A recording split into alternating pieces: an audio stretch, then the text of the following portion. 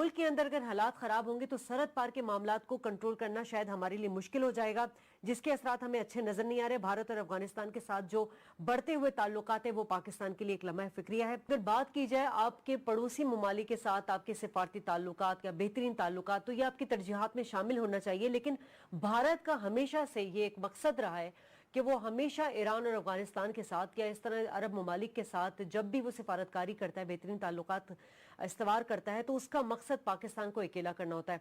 अयाज साहब, अभी हमने देखा कि मोदी ने अशरफ गनी को $1 अरब और साथ साथ जो असला है उसकी इमदाद का भी ऐलान किया है। आप क्या समझते हैं, क्या वाकई ये सिर्फ बाहमी सियासी, सकाफती और इक्तिसादी ताल्लुकात बेहतर बनाने के लिए, या इसके पीछे वही ऊंचे हथकंडे भारत के होते हैं? नहीं, देखिए, दो चीज़ें हमें जहन में रखनी चाहिए शाजिया। एक ये है कि उनका बाहमी इश्तराक है, दोनों का गिला पाकिस्तान से है, दोनों के मसाइल अपने हैं, लेकिन मुर्द इल्ज़ाम वो पाकिस्तान को ठहरा रहे हैं। हम हिंदुस्तान का मसला जो कश्मीर में, हम तो सॉल्व कर नहीं सकते, हमने वो पैदा नहीं किया। जो वहाँ पे 65-68 दिन से कर्फ्यू है, वो ISI ने जाके तो वहाँ पे लगवाई नहीं है। जो वहाँ पे रोज़ डेमोन्स्ट्रेशंस हो रही हैं और जो इंडियन फोर्सेस उसको क्रश करने की कोशिश कर रहे हैं, वो पाकिस्तान का पैदा करदा, किसी हाफिज सईद का या ISI का वो पैदा करदा सूरत हाल नहीं है। वो मसला कश्मीर का हम हिंदुस्तान का हल नहीं कर सकते, वो नहीं हल होगा, वो हमें मुर्द इल्ज़ाम ठहराएंगे। अफगानिस्तान में अमन, अमेरिका जो है 15 साल से 1.5 लाख फौज उन्होंने भेजी, पहले लाख थी, फिर 1.5 लाख हो गई। वो तो हल वहां पे कर नहीं सके। हम यहाँ बैंड बजा रहे हैं सीपैक का कि इतने पैसे आएंगे, इतना होगा। सीपैक पे कितना कुल खर्चा होगा 1920-30 तक?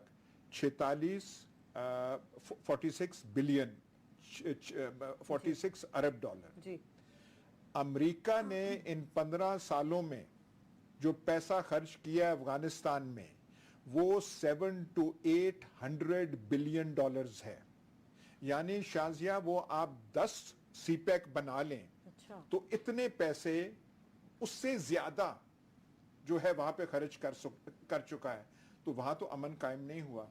तो जो 1.5 लाख अमेरिकी फौजी और पूरी उनकी एयरफोर्स ने और क्रूज मिसाइल्स ने और बॉम्बर्स ने और 10 सीपैक का पैसा जो है नहीं कर सका। अब पाकिस्तान जाके वहां उनके लिए अमन कायम करेगा, और पाकिस्तान जो है अफगानिस्तान की फौज जो है उसकी रीढ़ की हड्डी में कोई विटामिन टीके लगाएगा कि वो तालिबान पे हावी हो जाएंगे।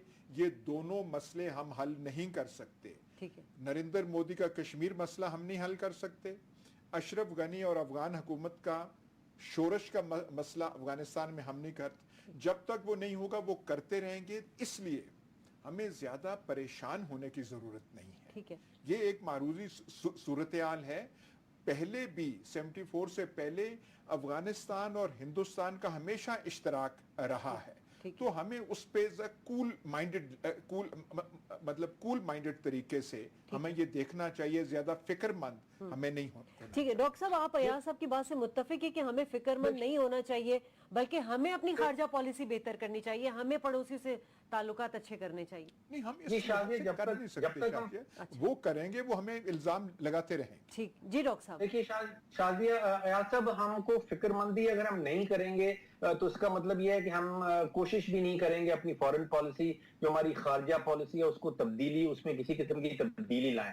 देखिए, हमारी खारजा पॉलिसी इस खित्ते के हवाले से काफी हद तक फेल होती हुई नजर आ रही है।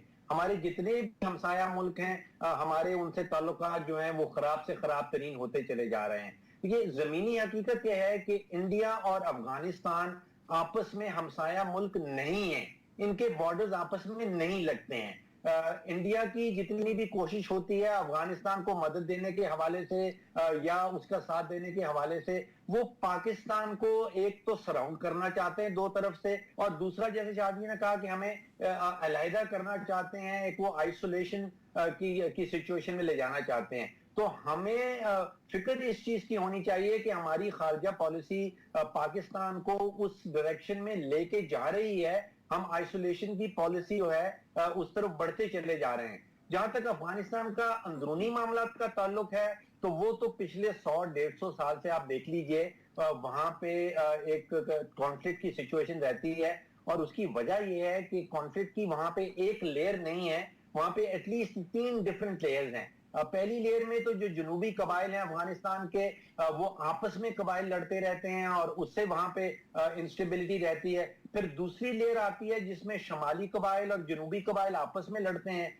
और फिर तीसरी लेयर आती है कि अमरीका कोई सुपर पावर वहां जाती है और फिर अफगानिस्तान को एक प्रॉक्सी बैटल ग्राउंड बना दिया जाता है। वहां पे अमरीका और रूस की लड़ाई शुरू हो जाती है। अब रूस और अमरीका की लड़ाई वहां पे खत्म हो रही है, तो अब इंडिया जो है वो अफगानिस्तान को एक नया प्रॉक्सी बैटल ग्राउंड बनाना चाह रहा है, जहां पे वो पाकिस्तान के साथ अपने मामला तय करना चाहता है। अफगानिस्तान में दोबारा कॉन्फ्लिक्ट है। तो ये 2 या 3 लेयर्स हैं। अगर अमेरिका वहां से निकल जाता है तो फिर वो जनूबी और शुमाली कबाइल की जो आपस में झगड़ा है वो उठ के सामने आ जाता है। अब इंडिया जो है वो अफगानिस्तान को अपने साथ मिलाने की कोशिश कर रहा है। अयाज साहब ने यहां तक बिल्कुल ठीक कहा कि अमेरिका ने कोई 600 से 700 अरब डॉलर खर्च कर दिया है और अफगानिस्तान में अभी तक किसी किस्म का अमन सामने नहीं आया। तो $1 बिलियन अगर इंडिया वहां लगा देगा तो उससे क्या फर्क पड़ जाएगा? उससे भी कोई फर्क पड़ने वाला नहीं है। लेकिन हमारी खारजा पॉलिसी के हवाले से मैं दोबारा कहना चाहता हूं कि हमें उस पर जोर देना होगा कि ये ना हो कि हमारे साथ जितने भी हमसाया मुल्क हैं उनकी सबकी हमारे आपस में ताल्लुकात जो है वो खराब होते चले जा रहे हैं। तो आप सिर्फ ये बता दें, मतलब यहाँ ये सवाल पैदा होता है कि हम कौन सी ड्रामाई तब्दीली फॉरेन पॉलिसी में लाएं कि इंडिया भी हमसे राजी हो जाए और अशरफ गनी भी हो जाए। आप जरा बता दें हमें क्या करना चाहिए। हम तो अगर सर के बल भी खड़े हो जाएं,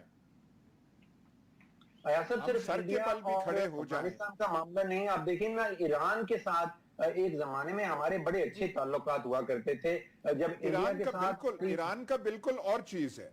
ईरान का जो है मसला वो बिल्कुल और है। उसके साथ हमारे हमेशा अच्छे तल्लुकात रहे, हमें करने चाहिए। इंडिया और अफगानिस्तान को जो गिला पाकिस्तान के बारे में है, अशरफ गनी को तालिबान के हवाले से, नरेंद्र मोदी को कश्मीर के हवाले से, इन दोनों की जो दिल जली है और शिकायत है, पाकिस्तान क्या चीज करे? मतलब हम जिम्नास्टिक का कौन सा करतब दिखाएं कि नरेंद्र मोदी और अशरफ गनी जो है वो राजी हो जाए पाकिस्तान से? देखिए सर, एक तो मैं अपनी खारजा पॉलिसी में जो मुझे कमजोरी नजर आई है कि कश्मीर में, जैसे आपने बिल्कुल ठीक कहा कि उनकी इंडिजिनस मूवमेंट है, उसमें हमारा कोई हाथ नहीं है। उसमें हमने आलमी सतह पे, यूनाइटेड नेशन की सतह पे उनको किसी तरह समझाने की कोशिश नहीं की, उसी तरह किसी तरह एक्सपोजे नहीं किया कि इंडिया वहां पे क्या कर रहा है और आलमी दुनिया को किस तरह कदम उठा के कश्मीर की तरफ आना चाहिए। यहाँ पे हमारा एक फेलियर मुझे बड़ा क्लियर ये पूछ रहा हूँ। तो दूसरी तरफ ईरान के हवाले से भी हम कौन से आता है।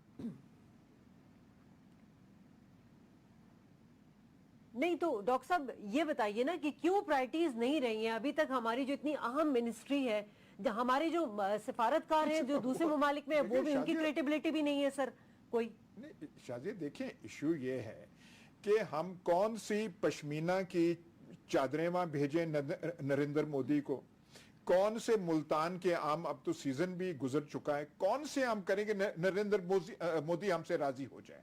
और वो नरेंद्र मोदी को राजी करना हमारा मकसद ये नहीं है कि नरेंद्र मोदी को राजी किया जाए जी। तब हमारा मकसद ये है कि जो आलमी ओपिनियन है दुनिया भर में, वो किस तरह पाकिस्तान के हवाले से उसको पॉजिटिव किया जाए। अभी मामला ये है कि परसेप्शन रियलिटी में जो फर्क नजर आता है, देखिए इंटरनेट की दुनिया है और इसमें परसेप्शन जो है वो धीरे धीरे रियलिटी ही बन जाती है। अभी जो पाकिस्तान का परसेप्शन पूरी दुनिया में नजर आता है वो बड़ा नेगेटिव है और जो परसेप्शन इंडिया का है वो बड़ा पॉजिटिव नजर आता है। जमीनी हकीकत यह है कि इंडिया जिस किस्म के जुल्म ढा रहा है कश्मीर के हवाले से, वो परसेप्शन से बड़ा दूर है। उसको हम दुनिया के सामने लाने से अभी तक कामयाब नहीं हुए हैं। हमें दुनिया को दिखाना पड़ेगा कि इंडिया क्या कुछ कर रहा है कश्मीर में। हमारा मकसद ये है कि आलमी ओपिनियन जो है वो पाकिस्तान के हवाले से उसको हमवार किया जाए, उसको बेहतर किया जाए। अगर नरेंद्र मोदी हमसे कभी भी, हम तो आई एग्री देयर कि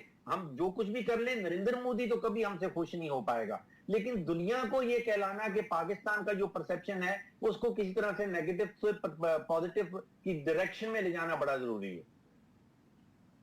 ठीक है, लेकिन डॉक्टर साहब अब चूंकि ब्रेक की तरफ जाना है, सवालात खारजा पॉलिसी के हवाले से बहुत कुछ है, अयाज साहब भी बहुत कुछ कहना चाहते हैं। किसी और प्रोग्राम में हम इस टॉपिक पे जो है इस पे डिस्कशन करेंगे कि क्यों अब तक हमारी जो खारजा पॉलिसी है उसको प्रायोरिटीज में नहीं शामिल किया गया।